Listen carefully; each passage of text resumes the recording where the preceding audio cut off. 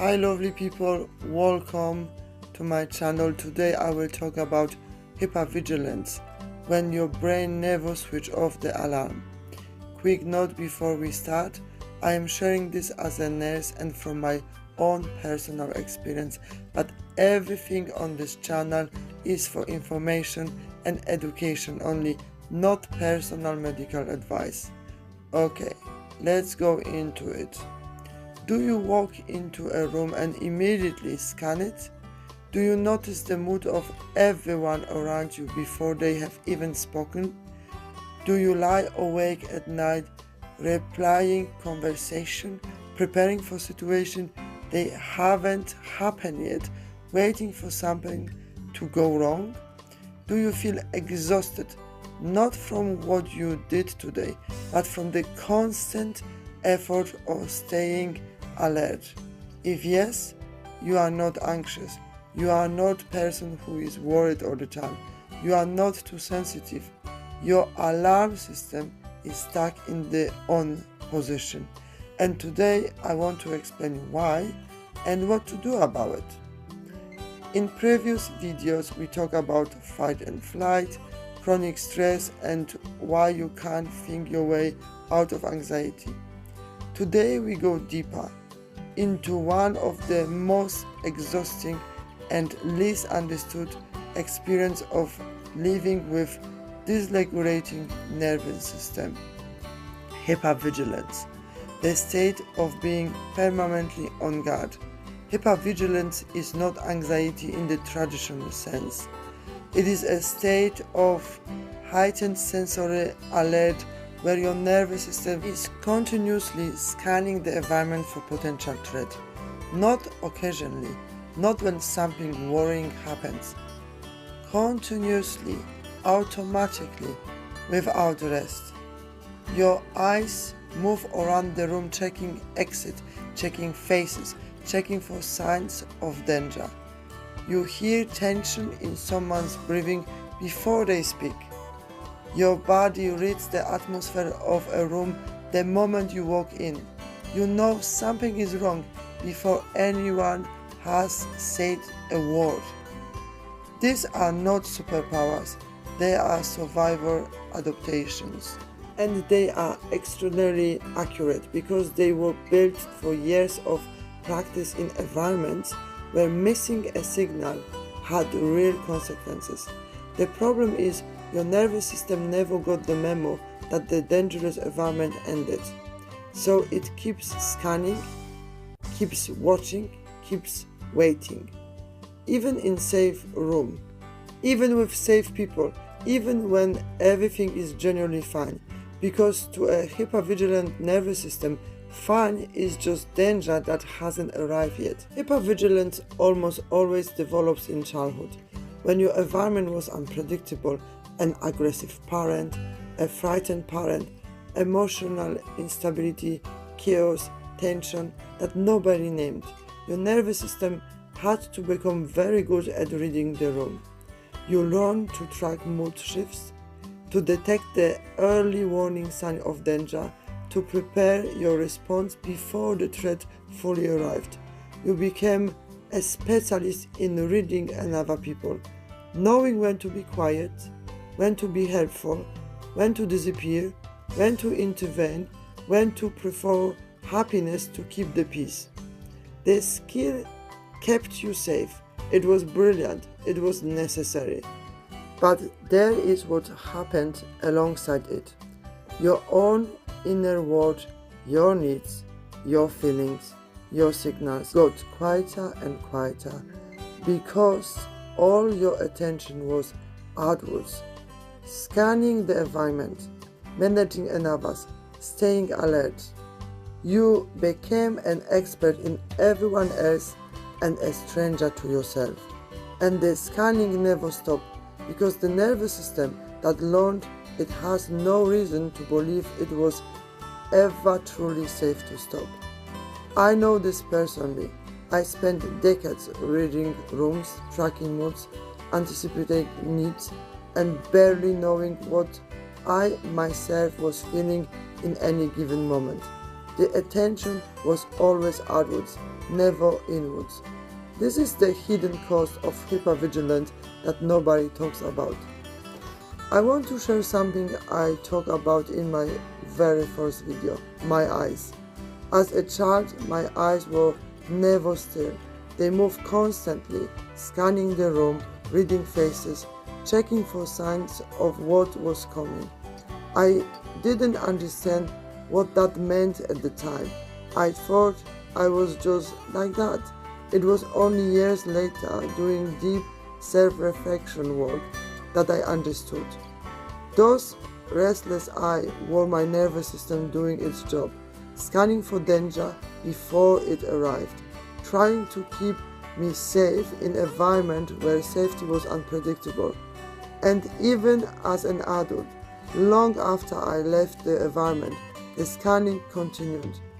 Walking into a room and immediately reading everyone's in it, noticing the slight tension in someone's voice before they finishing their sentence, feeling the atmosphere of a space the moment I entered it. Always outwards, always alert, always ready. The exhaustion of that, the tiredness of never truly switch it off, is something I don't think people around me even fully understood. Because from the outside I look happy, calm, in control. Inside I was working constantly at a level most people never have to. If you recognize this, I want you to know this exhaustion is real. It is not weakness. It is the cost of years of necessary vigilance.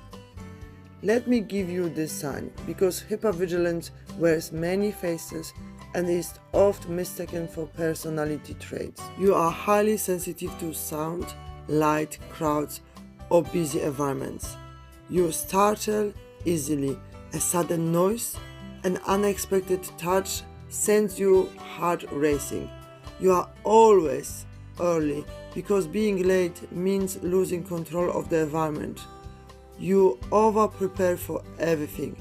Meetings, conversation, situation, running through scenarios repeatedly. You find it hard to relax even on holiday, even when you have deliberately choose to rest.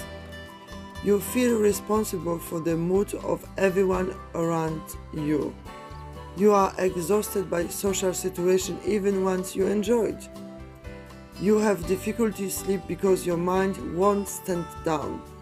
You feel vaguely uneasy when things are going too well, waiting for something bad to happen. You are an exceptional reader of people, their moods, their needs, their unspoken feelings. And perhaps most tellingly, you feel safest when you are in control of your environment, and most anxious when you are not. If several of those feel familiar, this is not your personality. This is your nervous system doing the job it learned a very long time ago. So what actually helps hypervigilance? First, understanding it. You cannot solve something you are frightened or ashamed of. When you understand that hypervigilance was a brilliant adaptation, not a flaw, something shifts. You stop fighting yourself and start working with yourself. Second, deliberately practicing safety. Your nervous system needs evidence, repeated embodied evidence that is safe to lower the guard. This means consciously noticing safe moments, safe people, safe environments, not just thinking they are safe, but pausing and letting your body feel the safety. 3. Slow breath in a genuinely safe moment. Feeling your feet on the floor, noticing that right now, in this specific moment, nothing bad is happening. Third, turning attention inward, because hypervigilance is always outward facing. The antidote is deliberately practicing inwards attention. What am I feeling right now? Where do I feel it in my body? What do I need in this moment? Not what does the room need, not what does another person need. What do I need? This feels uncomfortable at first, almost selfish, because your nervous system was trained to scan outward, not inward. But this practice, slowly, consistently, begins to rebuild the connection with your own inner world that hypervigilance took away. Fourth, reducing unnecessary stimulation. News, noise, busy environment, constant phone checking, all of those keep the alarm system activated. Consciously created quiet in your day is not laziness, it is nervous system medicine. And fifth, being extraordinarily gentle with yourself. Hypervigilance is exhausting. You have been working harder than most people around you realize for years, possibly decades. You deserve rest, real rest, the kind where you genuinely let the guard down. That takes time, it takes practice, and it takes the repeat experience of safety. But it is possible, I know, because I'm living it. Next week, I want to talk about the freeze response. When the nervous system goes past flight or fight into something quieter and in some ways more difficult.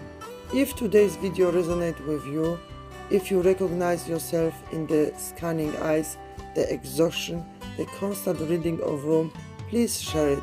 So many people are living with hypervigilance and calling it their personality, thinking they are just anxious, just sensitive, just basically worrying.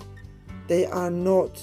They are someone whose nervous system learned to work very hard to keep them safe, and they deserve to know that.